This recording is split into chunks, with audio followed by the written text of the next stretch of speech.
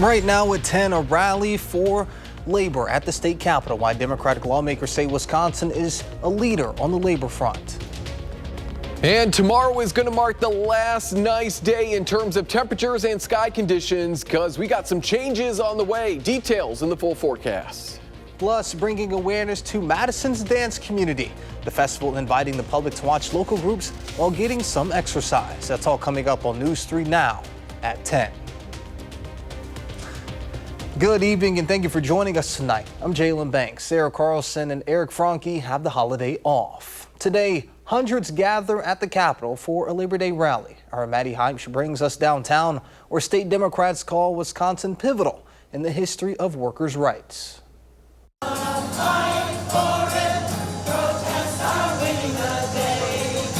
Headlined by the Raging Grannies, we want democracy, and former chair of the Democratic Party of Wisconsin, Ben Wickler. We will make this the most pro-worker state in the union. Unions, minimum wage, workers' compensation, and collective bargaining serve as unsurprising themes of the Labor Day rally at the Wisconsin State Capitol. Wisconsin!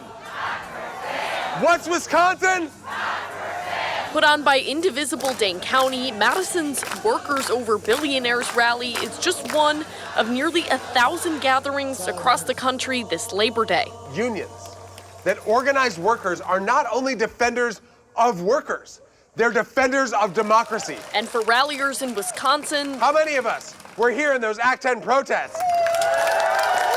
Demonstrating for unions' rights isn't new. We were all here fighting back then because we knew the stakes and we know them still. So while many rally against nationwide policies, Wisconsin, the state with the first workers' compensation law, the first progressive income tax, the first unemployment insurance law, Wisconsin, the birthplace of publicly recognized public sector unions. For state Democrats, the federal fight begins in front of the Forward statue. This is the state that led the way. Reporting at the state capitol in downtown Madison, I'm Maddie Heimsch, News 3 Now.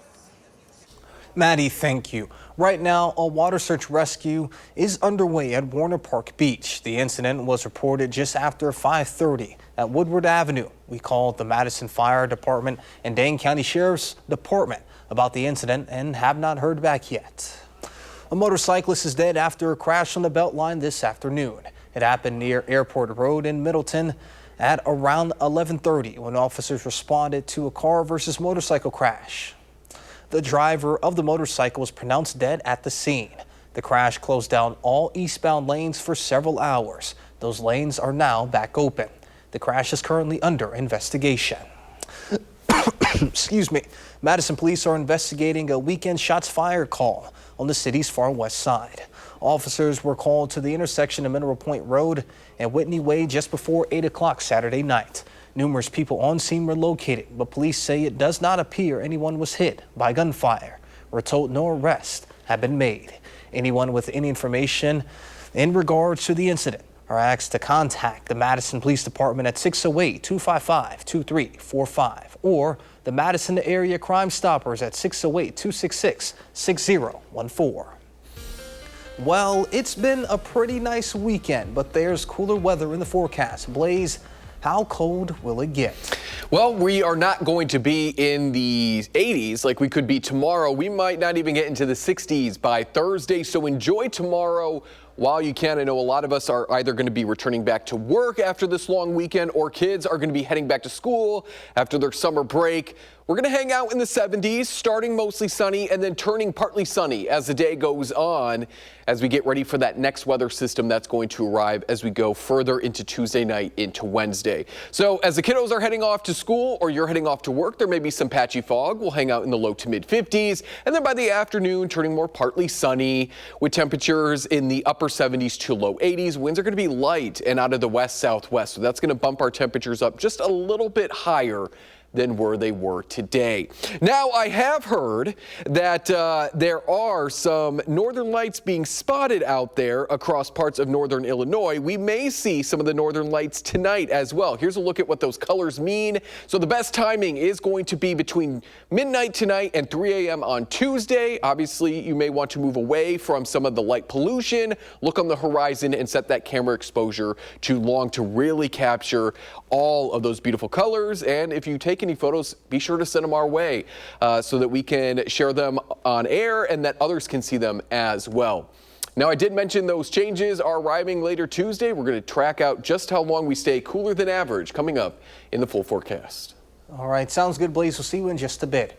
To an update now, just into the newsroom, an update for the water rescue at the Warner Park Beach. The incident was reported again just after 5:30 at Woodward Avenue. Authorities say a person jumped off a pontoon boat. Search and rescue efforts have been put on hold for the night. Efforts will resume tomorrow. A new bus route is set to hit the road tomorrow in Beloit. The new east-west route is replacing the Gateway route and will run year-round. Fare prices remain the same with new discounts for veterans and students. The city is also launching a fare capping system and introducing WISC-Go. WISC-Go allows payment via the UMO app, WISC-Go cards, Apple Pay, Google Pay, as well as debit and credit cards. State fairs in New York, Alaska, South Dakota, and Minnesota are wrapping up this Labor Day. Many fairgoers noticed steeper prices this year, while some organizers tried to keep budget in mind, finding new ways to attract crowds. Lana Zach reports from the Heartland. You know, this whole experience is nostalgic for so many reasons. State fairs are a summer staple for families all over the country, and this year, tradition is running up against sticker shock. Some things are just way too expensive. We've spent a lot of money here today. Valerie Nelson and her family are regulars at the Great Minnesota Get-Together and noticed prices ticking up. We just bought our kids standard hot dog and it was $7.50. So yeah, it feels a little steep. Looking at last year's profits, the top-earning food vendor at the Minnesota State Fair hauled in almost $5 million. Some families set aside a slush fund. We budget for it every year because we know we want to do it. Partially with this cookie jar. We just fill the cookie jar with spare change throughout the year. We do hear from them all the time about the price of things. In Iowa, State Fair organizers say they made the pocketbook a priority this year. They kept ticket prices the same as the last 5 years, included free events, and for the first time, dropped all rules against outside food. We also look at how much food are people buying, how many rides are they riding, so those are telltale signs, too, of how well we're doing. 1.16 million people attended the Iowa State Fair this year, which organizers say cost more to put on because of inflation and agricultural sponsors tightening their belts. He's in the record books. Still, whether it's a giant gourd or grandstand attendance, records were set. Nothing can compare to the Iowa State Fair. Cheers. And another year is on the books. Lana Zach, CBS News, Iowa City.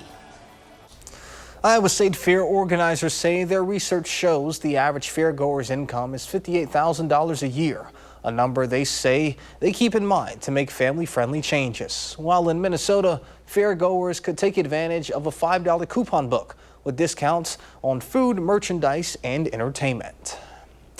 And on this Labor Day, the Wisconsin Education Association Council held their Madison Labor Fest. The event is a celebration of the working people who form unions. It took place at Madison's Labor Temple, and organizers say there are a lot more people looking to create a union in their workplace. We have strength in Madison because we have a strong labor community here, and we have a lot of entities that actually agree that their employees should have a voice on the job. Along with celebrating labor, the event was also home to live music, food trucks, and events for kids. The Shifting Gears Bike Path Dance Festival also returned to Madison this year. The festival creates temporary performance spaces along with bike paths at Northport, McPike, and Brittingham parks. Festival goers can get a little exercise, enjoy the beautiful outdoors, and witness local dance groups display their skills. So it's hard for the general public to know the kind of opportunities that are out there for dance and for seeing really great dance and cultural art. So this is a great opportunity. Sometimes somebody in the audience will come to see one particular performer and they'll be surprised by seeing something they never thought existed in Madison. This is the 5th year for the Shifting Gears Bike Path Dance Festival, and organizers say it's not going away anytime soon. Finally tonight, it's official. Micah Parsons is now a Packer. News 3 Now senior Packers writer Jason Wilde has more as Parsons donned the number 1 today in Green Bay. It's been 99 years since a Green Bay Packers player wore number 1 here at Lambeau Field. Well, wait a minute, not here at Lambeau Field, because the last guy to wear number 1 was Curly Lambeau himself, and he was wearing it at City Stadium in 1926, and this place wasn't even here yet. But Micah Parsons will be wearing number 1 for the first time since Lambeau wore it on Sunday against the Detroit Lions, right here at Lambeau Field and right here on Channel 3. And he will be doing it while still dealing with something of a back issue. Now, many of us, myself included, thought that the back problems he was having in Dallas was more related to him wanting his new contract taken care of. Turns out he actually does have an issue. According to ESPN and the NFL Network, there's an issue between his 4th and 5th vertebrae, and that was limiting him, and he may even need an epidural shot to be able to play in Sunday's game. For now, he was wearing number 1 on Clark Hinkle Field at practice today. While he was limited, he appears that he is hell-bent on playing in this game. As he said at his press conference when he was introduced on Friday, they gave up too much for me to be sitting on the sidelines. We'll have full coverage of everything Micah Parsons does throughout the week and the other 52 guys on the roster as well at channel3000.com. And make sure that while you're there, you sign up for our newsletter so you get our Packers coverage delivered to your inbox every single day for free. In Green Bay at Lambeau Field, Jason Wilde, channel3000.com. All right, sounds good. Thank you, Jason. Micah Parsons will take the field for his first game as a Packer this Sunday. The green and gold face off against the Lions at Lambeau Field. Kickoff is at 3:25 p.m. and you can catch that game right here on News 3 Now. Coming up next on News 3 Now at 10, new COVID guidelines are creating confusion among some Americans, and President Trump urges cooperation. This as his administration looks to send federal troops into Chicago. That's next. News 3 Now at 10. Over the weekend, a mass was held at Annunciation Parish in Minneapolis, just days after the shooting there took the lives of 2 school-aged children. Across the city, ribbons were wrapped around thousands of trees and posts to send a message to the hurting families. The Catholic Community Foundation is raising funds to support those impacted. No date has yet been set for Annunciation to go back to school. President Trump encouraged officials in large cities like Chicago to be cooperative as the White House looks to deploy federal troops to the city streets. At a Labor Day event, Chicago's mayor spoke out against the idea. His comments come a day after Illinois Governor J.B. Pritzker told CBS News federal troops do not belong in Chicago or any other U.S. city. Any kind of troops on the streets of an American city don't belong unless there is an insurrection, unless there is truly an emergency. President Trump also praised the mayor of Washington, D.C. on social media, declaring the nation's capital is, quote, crime-free. New guidelines are creating confusion over how to get the updated COVID-19 vaccine. Many people may need a note from their doctor before getting vaccinated. The FDA's latest guidelines approves the shots for seniors and anyone older than 6 months with a condition that makes them high risk for severe COVID infection. Those people can walk right into a pharmacy to get the shot. For everyone else, Health Secretary Robert F. Kennedy Jr. said on a social media post, you will still need to consult a doctor first. But 16 states are also still waiting on CDC approval, which could come later this month. Health experts say this confusion was preventable. There is no new data on safety and efficacy that would warrant a change in guidance. What's changed is the process. So instead of having a transparent, science-driven policymaking process, what we are seeing now is vaccine policy being made by political fiat and even being announced on social media rather than through normal processes. Moderna and Pfizer both say their vaccines will be available in the coming days. It's also unclear if all insurances will cover the shots and if pharmacies will require proof of a medical condition. Cooler weather is on the way for southern Wisconsin. Blaze, when will we see this cool down? We are going to feel that cool down as we go into Wednesday and then further into Thursday. Our daytime highs may be a little bit warmer than where we'll settle tonight in those low 50s underneath clear conditions. Fog likely going to develop once again as we go into the early morning hours on Tuesday. But before that, again, with the clear skies, you may be able to see the northern lights tonight. The best timing is going to be around 11 midnight through about 2-3 o'clock Tuesday morning. For the rest of Tuesday, once the fog burns off, we stay partly sunny or turn partly sunny ahead of that rain that we're expecting not only Wednesday into Thursday, but then again Thursday night into Friday. It's also going to be breezy and it is going to be cooler. So let's jump future track ahead to that first round of rain as we go Tuesday late afternoon into the evening, overnight into Wednesday. Winds are still going to be out of the south as we wake up on Wednesday, so the cold front is going to pass as we go into the afternoon hours, and in doing so it's going to bring us showers and maybe a few non-severe thunderstorms. Winds are out of the northwest and we remain dry not only Thursday night but throughout Thursday as well. So Thursday is going to be cooler, actually the coldest day over the next 7. And then Thursday night into Friday, a weaker low pressure system is going to quickly move through the area, bring us another round of rain, join the overall big area of low pressure that is cut off from the jet stream, and reinforce the cooler air that's expected to stick around as we go throughout the rest of this week into the upcoming weekend. And you can see that if we zoom out a little bit. And I also want you to look off into this area because we're going to see possibly, or they'll see possibly the first snow of the season. Pink's indicating that rain-snow mix. We may even see a light mix there in extreme northern Wisconsin. But this is the large low pressure system that's going to get cut off from the jet stream. It's not necessarily in the current, but it's still floating along very slowly.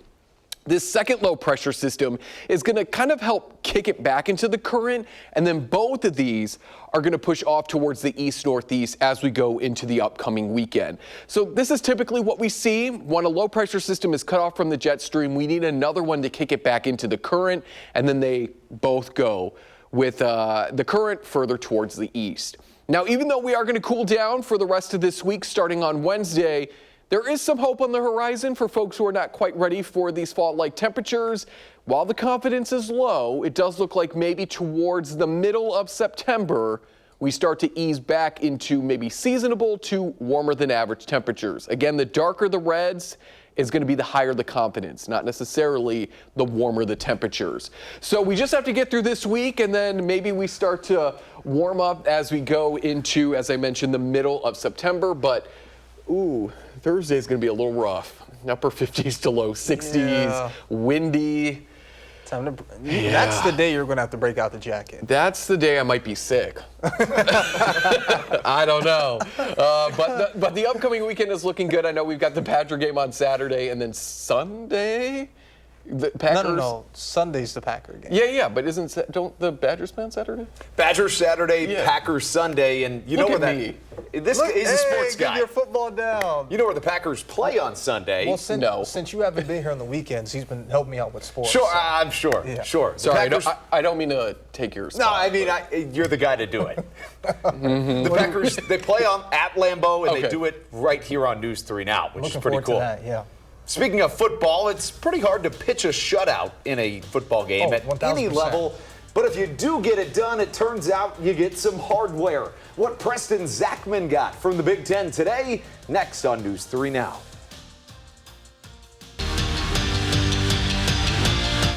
No, you were not dreaming. Micah Parsons is a Green Bay Packer. The all-world pass rusher wore the green and gold for the first time today, but did so at practice in a limited capacity. He says he's trying to play in Sunday's season opener against the Lions that will air right here on News 3 Now at 3 p.m., but it's no sure thing. He sat out of Cowboys training camp due to a back injury that's still lingering. One thing, however, is for certain. When he does take the field, he'll be a nightmare. Shoot, his play speaks for itself. His name speaks for itself. I feel like the sky's the limit for him. The sky's the limit for our defensive line group, and just can't wait to see him go. He's a great player. Nightmares for the opposite side of the ball. Fly half's going to have a pretty fun time with us, so ready to look towards that. Well, speaking of good defense, the MVP of Wisconsin football's Week 1 was their defense. More specifically, this guy, their sixth-year safety, Preston Zachman. In the fourth quarter alone, he had not one but 2 interceptions, sealing the victory and the Big Ten's Defensive Player of the Week award, an award that he thinks the entire defense deserves for not allowing a single point to Miami. It's obviously a good feeling, but once again, it's a credit to the guys up front, pressuring the quarterback, making him make bad decisions. It's very hard to get a shutout in college football, but I mean, we're on to the next game now, and we got to do it again next week. I'm excited for him. I'm proud of him. And it wasn't just the two picks. He's really stepped up in his leadership. To the volleyball court, Wisconsin volleyball kicked off their season this past weekend. They beat Kansas in a 5-set thriller before losing to Texas in 3 sets. But the polls, they didn't move much, at least not for the Badgers. They stayed at number 8 in the AVCA poll this week. If you're asking me, and I'm not sure that you are, I'll give you my answer anyways. Bryce Terang was the best player in baseball in August. Let's look at some numbers. As a rookie 2 years ago, Bryce Terang hit 6 home runs in his entire first season. Last year, he hit 7 home runs over the course of the entire season.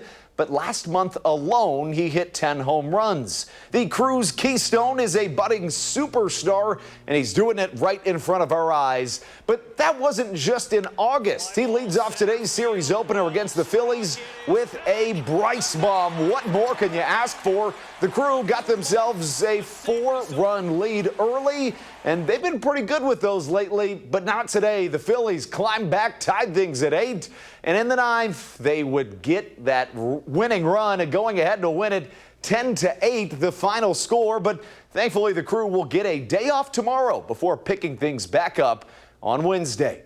But the weather never takes a day off, and neither does our weather team. Blaze tells you what to expect tomorrow, next on News 3 Now.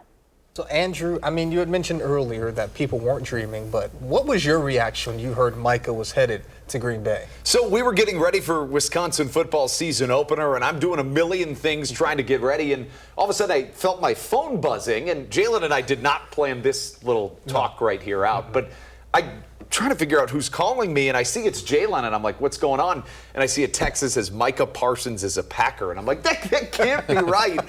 I'm still stunned. I've seen it in person, and I'm still stunned, but man, is it exciting in Green Bay. I know. I'm looking forward to Sunday. Speaking of Sunday, what's our weather for the week as we get out of the holiday? It's going to be a little bit messy after tomorrow, so enjoy it. A little bit of fog as the kids are heading off to school and you're heading back to work. Rain Wednesday through Friday, but then we look good for the first weekend of September. Sounds good. Colbert is up next. We'll see you back here tomorrow.